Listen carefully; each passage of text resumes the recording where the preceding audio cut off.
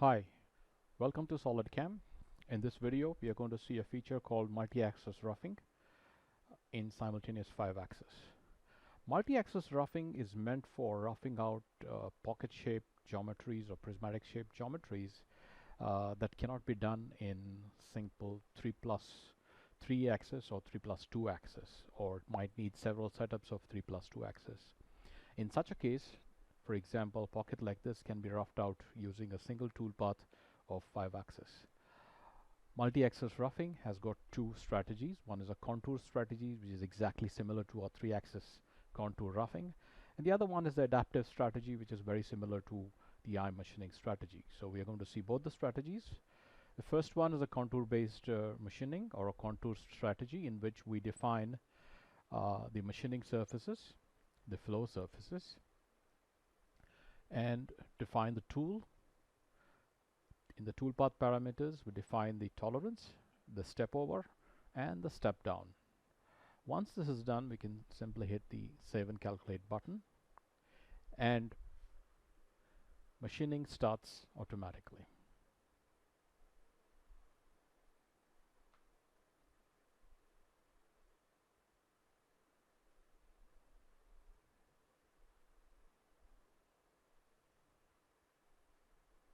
Okay, so that's the first output that we see, and if we run the simulation of this in Solid Verify, you can see that it will do perfectly a 5-axis roughing.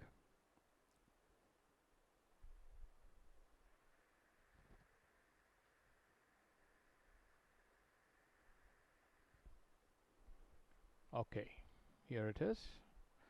Start the simulation, and this is how the roughing happens. Multi-axis roughing can also be used to finish the walls as well as the floors using barrel tools. Okay, let's look at another aspect of multi-axis roughing, and that is multi-axis roughing using the adaptive style. In this pocket, we have selected the entire surfaces, which is the cyan colored surfaces of our pocket geometry, and the toolpath will go parallel to the floor. So that's the floor that's been selected with the same tool. Let's run the calculation, and here we will see that the toolpath follows the adaptive strategy, which is very similar to the eye machining strategy. You can have one-way machining, or you could even have bi-directional machining. All you need to do is to define the step over, desired and maximum step over. So this is how the toolpath looks like.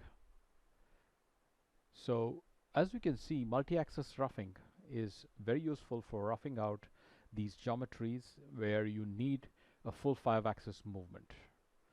Thank you very much for watching this video.